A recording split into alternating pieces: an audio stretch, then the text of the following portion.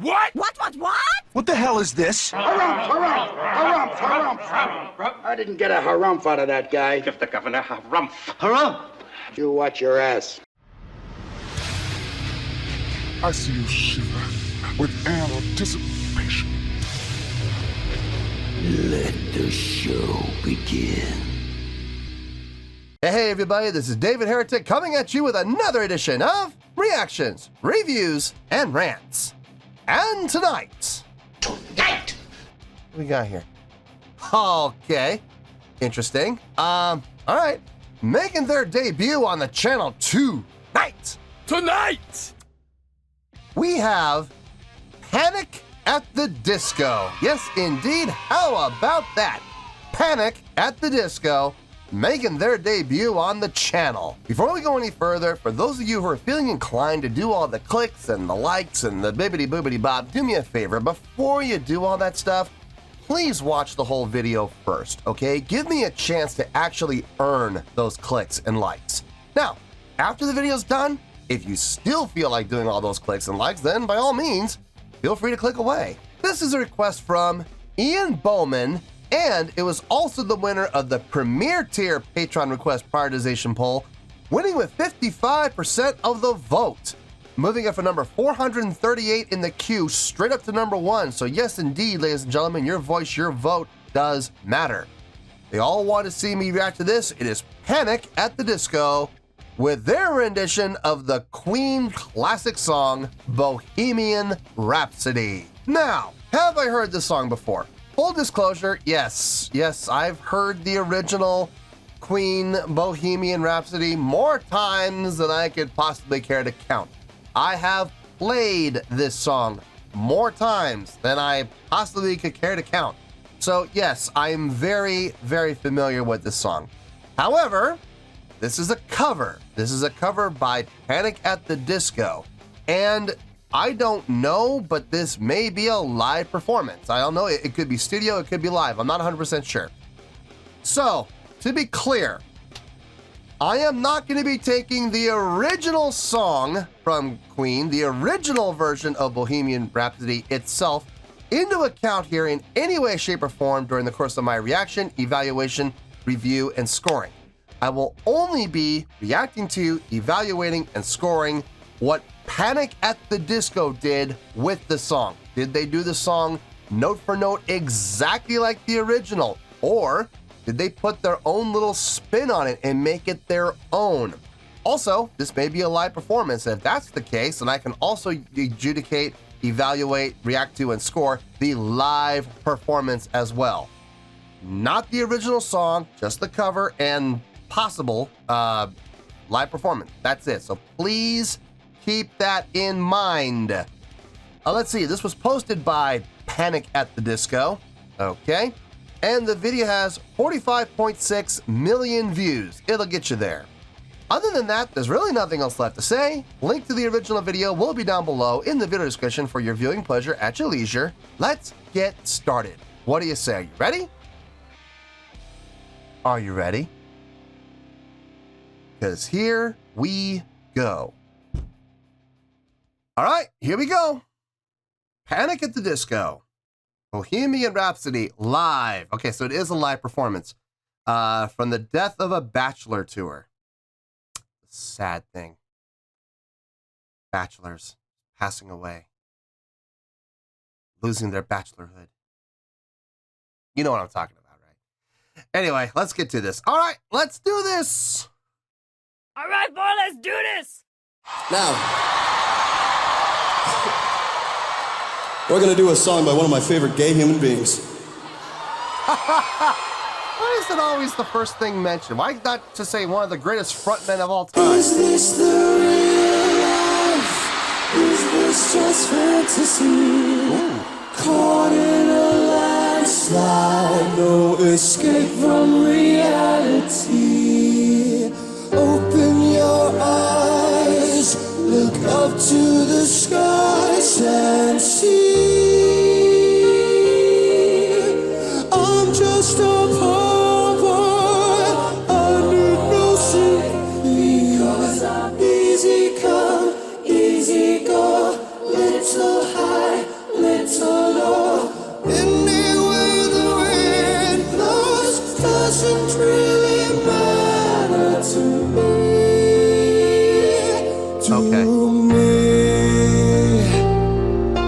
okay, I was listening to the backing vocals, and I'm like, that sounds like exactly like Queen's backing vocals.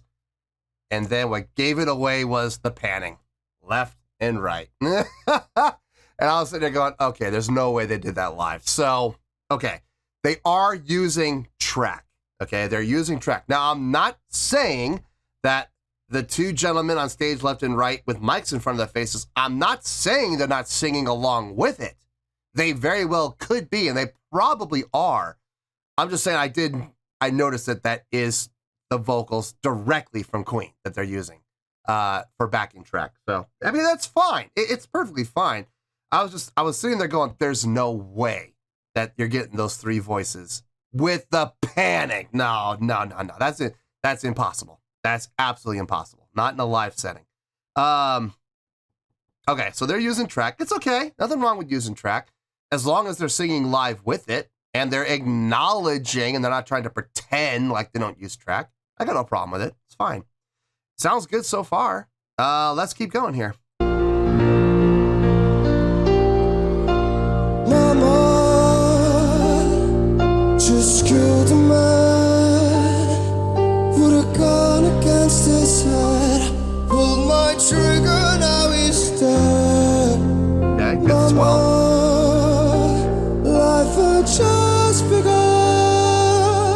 but now I've gone and thrown it all Good roll. away. Mama,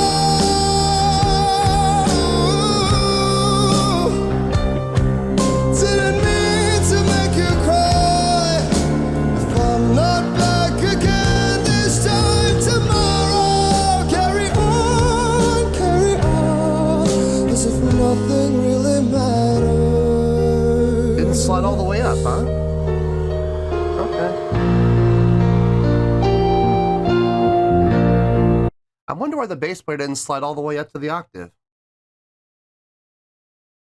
Maybe, again, creative interpretation. You know, when you're doing a cover, there you have a certain amount of freedom, a license of freedom that, you know, you can make it your own. And maybe he just didn't feel like sliding up there. Okay, that's fine. I got no problem with it. I'm wondering why he didn't, but maybe he just didn't feel like doing it. Okay, cool. Listen, he was still playing the correct note, just an octave down. It's fine. It's absolutely fine. Gotta say, they're doing a pretty bang-up job on this. Did they make a recording of this? Did they ever go in studio and record this? Or is this something they did just for this tour? Did they just pull this out, you know, before they started the tour, rehearsed it, made it sound really good, and they said, we're going to do this just for this tour? You know, or is this a standard thing they do live, and they've just never recorded it? Or did they record it, and it's on a studio album? I don't know. I'm sure there are going to be Panic at the Disco fans who will let me know in the comments what the situation is with this. But I'm actually kind of genuinely curious to know, because it would be, I'm wondering if they did do a studio recording of this. Or is this just one of those gems that you get to hear if you go and see them play live and you support them during the course of their tour? There are a lot of bands that do that. You know, they'll whip songs out and they'll play them just for live performance. And if you want to hear it, you got to go to a show, you know? It's very, very possible that that's the case. I don't know. I'm sure you'll let me know in the comments. Let's keep going. Too late,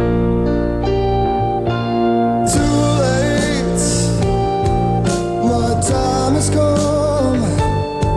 Sent shivers down my spine, body's aching all the time. Goodbye, everybody. I've got to go. Gonna leave you all behind to face the truth. Mama,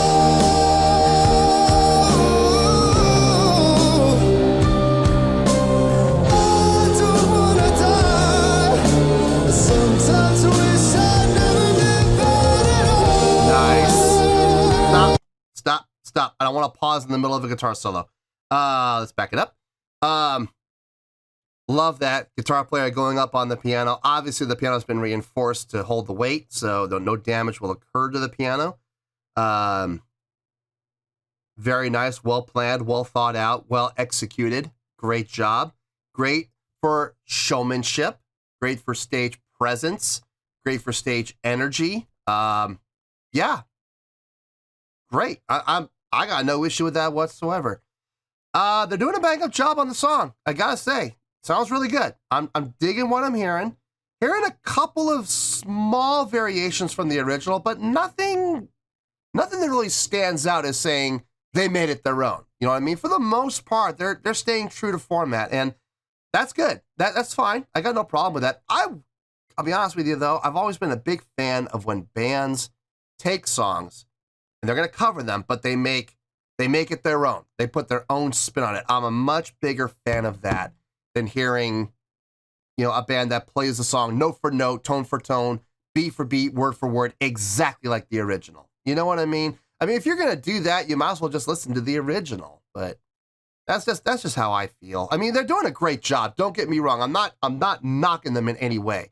I'm just saying, for me personally, I kind of wish they had put their own spin on it. It's okay. This is fine. This is perfectly fine. Let's keep going. Let's hear this guitar solo. Make Brian May proud. Sometimes I wish I never lived at all.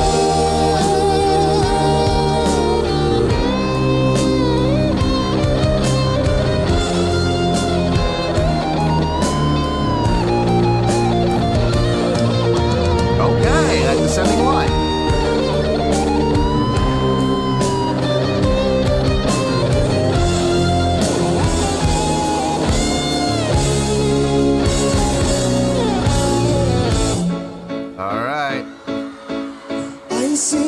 Silhouette of a man, Scaramouche, Scaramouche, will you do the fandango?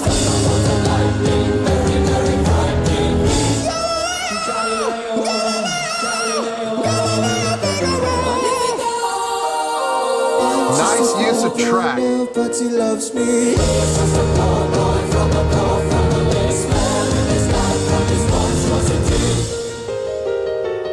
Easy go, will you let me go? Let go.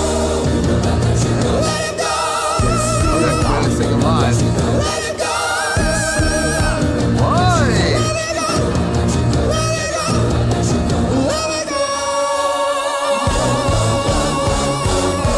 Mamma mia, mamma mia.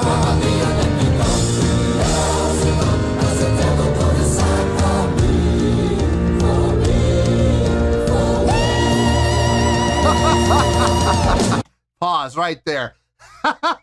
Okay, look. Great use of, let me be more specific. Great strategic placement and use of track.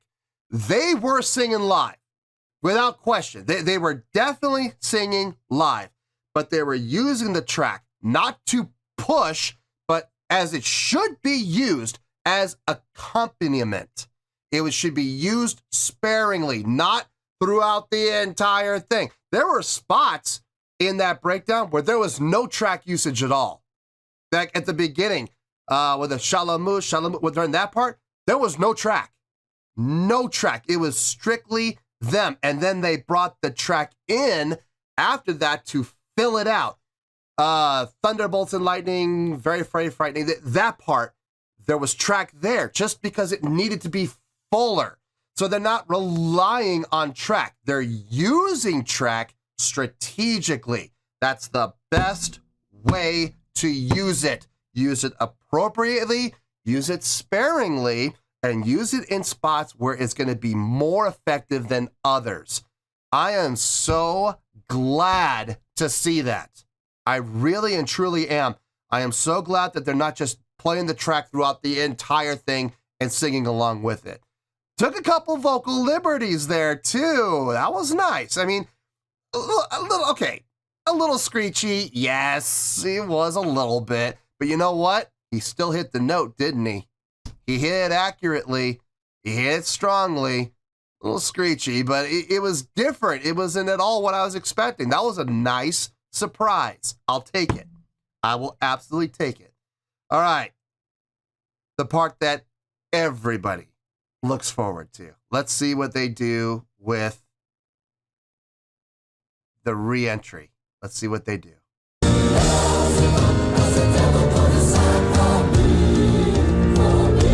All right, everybody headbang, just like Waynesville. Here we go. 2, 3, 4.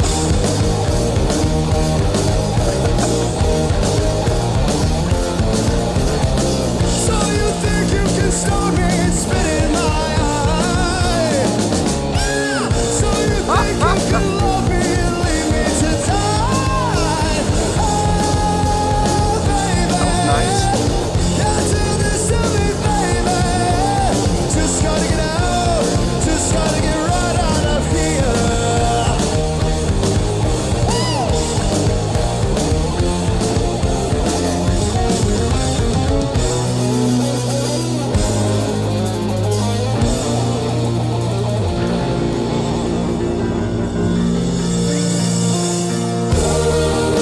Okay.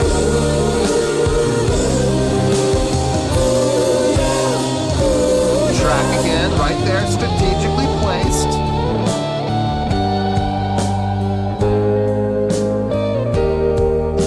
Nothing matters. Anyone can see. Nothing really. I just noticed we got like over a minute to go, and I gotta pause. I'm sorry. If I don't pause, the chances of this getting blocked always go higher. So I gotta pause. I'm sorry. I'll back it up. I'll back it up a little bit. Yeah,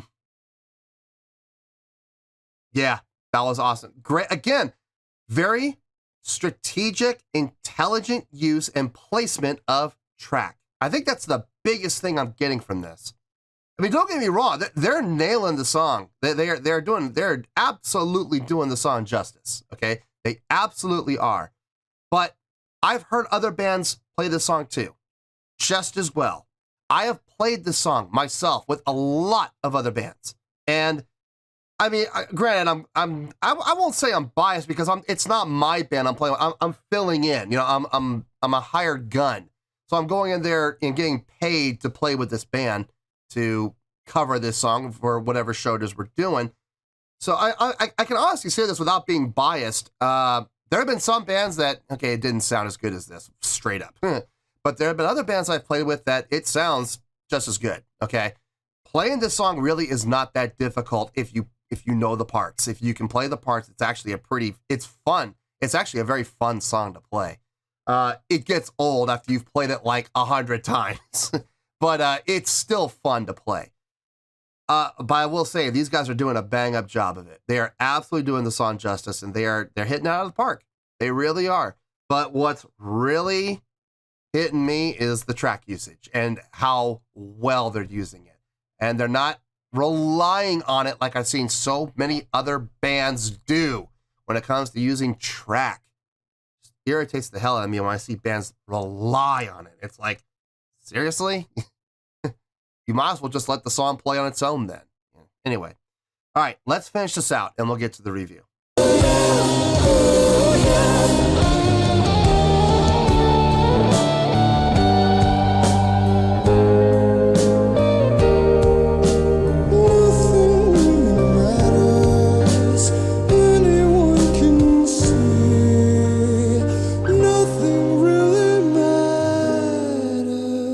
Oh, okay. Nothing really matters. A little flutter wasn't really needed.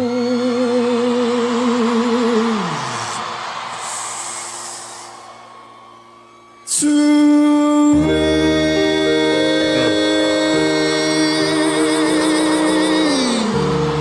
Came in strong.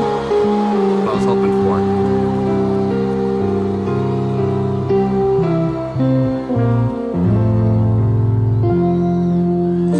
Anyway, the wind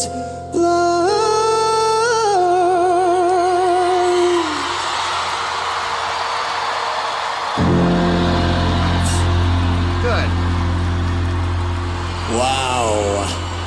Thanks for that. Holy shit. Wow.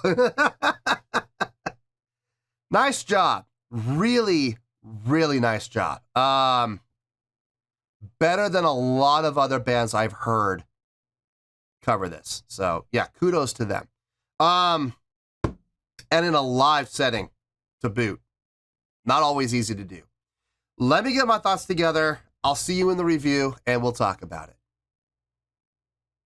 Well, there you go, folks. That was Panic at the Disco with their rendition of the Queen classic tune, Bohemian Rhapsody. This was a request from Ian Bowman, and it was also the winner of the Premier Tier Patreon Request Prioritization Poll, winning with 55% of the vote, moving it from number 438 in the queue straight up to number 1. So yes, indeed, ladies and gentlemen, your voice, your vote does matter. Okay. I thought about this, and I got a score. And to be perfectly honest with you, I've pretty much said everything I'm going to say during the course of the reaction. So I'm going to hit a couple bullet points. I'm going to do my best to keep this as quick as I possibly can. But I do want to give it its due. So I'm not going to hurry through it and rush through it. I'm just going to try my best not to go for too long on any one thing. No promises, though. Other than the only promise I'm going to make is I'm going to do my best. Let's start with a score. On a scale of 1 to 10, I'm going to give that an 8.5. Yep, 8.5. I feel good about that score. Let me tell you why. Why? Okay. I am going to absolutely give credit where credit is due. These guys did a great job of covering this song. I have heard bands in the past, and I have played with bands in the past that have covered this song, and it did not sound good. It's like it was, it's like those memes, an attempt was made. You go on Reddit and an attempt was made. Yeah, it was that. It was that tragic. Hey, they tried. They gave it the old college try, man. They did their best, and it sounded familiar. I get that compliment a lot. I recognized it. You hear a lot of bands that will try to cover this song, and it turns into an absolute train wreck. Let's just call the spade, okay? I've also played with bands that have played this song, and we've absolutely knocked it out of the park. We've done it justice, and it sounded really good, and it was fun to play. And I can honestly say, beyond a shadow of a doubt, these guys did the song justice. They did. It's not a complex song to play. It's not a difficult song to play, but it is a fun tune to play. But it is also one of the most recognized songs in the world. And if you don't do it justice, if you don't nail it, if you're going to play it note for note like they did, you better nail it, because if you don't, you will get crucified. Now, I will say, they got nothing to worry about. They sounded fantastic doing this. They did a great job. Great job. Instrumentally, bass, guitar, keyboards, drums. I didn't hear anything that stuck out like a sore thumb. The guitar solo, Brian May would be pleased. I can honestly say I believe Brian May would indeed be pleased with what we heard, with what he played. The bass, great job. Took a couple of liberties, which I got no issue with. It sounded just fine. I got no issue with it whatsoever. The drumming sounded dead accurate. The drumming, I didn't hear anything that he played that did not resonate with me as far as the original goes. It sounded to me like he did it beat for beat, drum for drum, cymbal for cymbal, exactly like the original. So kudos to him. Kudos to him. The piano playing, very nice. Great lift on the keyboard.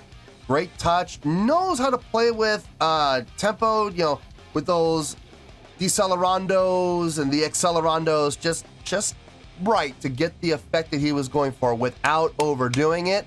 It's very easy to get carried away with accelerandos and decelerandos if you're not careful. So great job on his part with the keyboard playing, with the piano playing. Vocals. The lead vocal. Great job. Great job. I was very impressed with his vocal ability. When he would go up high, he would hit the notes. Okay, now if we're being honest, at times it did get a little screechy, okay? Just a little. But here's the thing. He was hitting the notes. He was hitting them dead accurately. He was hitting them with power. It never sounded thin. It never sounded weak unless he was intentionally singing softer and doing that for effect. But accurate, projected, clear. What more do you ask for? In all honesty, yeah, a little screechy, granted, but it still sounded good. I have no issue at all with what he sang. He sang just fine. Bass player and guitar player on the backing vocals, when they were singing, it sounded good. Not nearly as impressive as the lead vocalist, but it sounded good. Everything they sang sounded in key. Everything they sang sounded accurate. Everything they sang sounded good. I mean, and that was really nice. That was really well done. Very nice. I got no issue with it.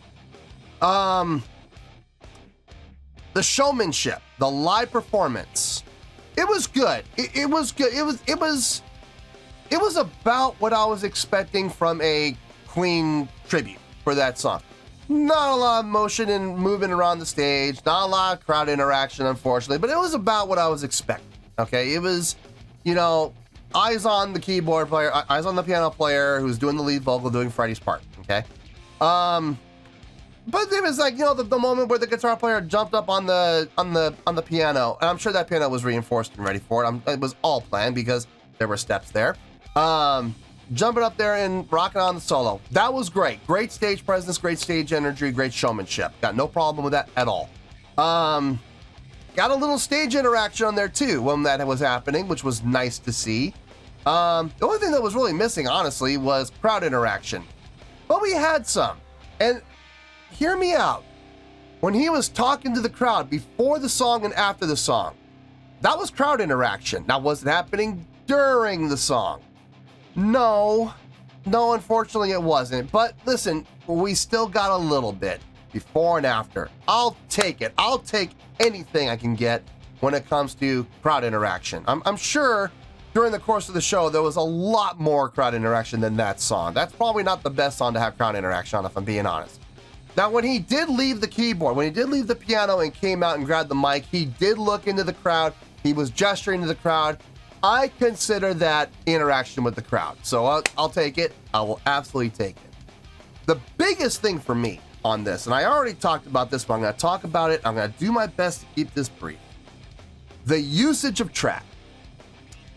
Were they using track? Yes, they were. That is absolutely undeniable. I'm sorry for those of you that don't believe it. I don't know what to tell you, but it was clear as day. You couldn't help but hear it. What impressed me, though, was the use of track. Strategically and not relying on it. I have seen so many bands who use track and they rely on the track to do a majority of the work for them. That's just being lazy, if you ask me. What they did was very smart. They strategically used track in places where they wanted it to sound fuller, but they didn't use it as a substitution for live vocals. They still had the live vocals going from all three members. I don't know if the drummer was using a mic or not. I couldn't tell. I never really saw the drummer, so I don't know if he was doing vocals or not. But the three guys up front, piano, guitar, bass, they were using mics and they were live and you could hear them sing. There were places where there was no track and you heard them sing and they sounded just fine. And then they would bring in the track in strategic points to fill out the sound. That was great. I have no issue with that whatsoever. As a matter of fact, I applaud them for being able to recognize the importance of track and how it can help, but without being reliant on it and using it strategically, sparsely, not using it through the whole frickin' song like I've heard a lot of other bands do. So kudos to these guys for utilizing track in a very smart, intelligent, and appropriate, tastefully done way. So yeah, that was impressive. I will absolutely, chef's kiss on that. Absolutely. I thought they did a great job overall with the live performance, a great cover of the song, and most importantly, utilization of track in a smart way. And that is how I came to a great score of 8.5. Now, there may be some new people on the channel who have never been here before because they're fans of Panic at the Disco, and this is the first time they've been on the channel. So to all those people, welcome to the channel. Glad to have you here. You may not be sure what an 8.5 is. You might be under the impression that 8.5 is a bad score. No, it's not. Believe it or not, I go all the way down to 0. I have given zeros in the past. I think the lowest score I've ever given is a 0.6. That was god-awful. But I do go all the way down to 0, absolutely. So an 8.5 by definition is actually a great score. Now, if you don't believe me, that's okay. I have a solution for you. Take a look down below in the video description. Go ahead and scroll down a little bit. Go ahead. I'll wait. Yeah, keep scrolling. You'll find it there. There it is. You probably see it right there. It says scoring system chart. Now look very carefully where it says 8.0 to 8.9. Okay, that's what we're looking at right now. What does it say there? It says great. Just remember, 8 is great. And this is getting an 8.5. It is literally right smack dab in the middle of the greats. It doesn't really get much more great than that. So yeah, an 8.5 is a great score. It really is. And these guys absolutely earned that great score without question. 8.5 is where we're at, and 8.5 is where we're going to stay. So 8.5, final score, I have spoken. Well, that's going to do it for this edition of Reactions, Reviews, and Rants. Hope you all enjoyed the show. Hopefully, I was able to entertain you. If I was able to put a smile on your face and brighten your day, I did my job, and I'm so glad I could do it. If you guys feel like joining the fan base, go ahead and click on that button down there. If you guys want to like the video, go ahead and like the video. If you guys want to ring the bell, go ahead and ring the bell. It honestly doesn't make any difference at all to me, but if you guys feel like doing these things, then by all means, feel free to do so. Well, that's going to do it for tonight, folks. Thank you very much for watching, and as always, this is David Heretic signing off, reminding you to stay fabulous and support each other. Later. Peace.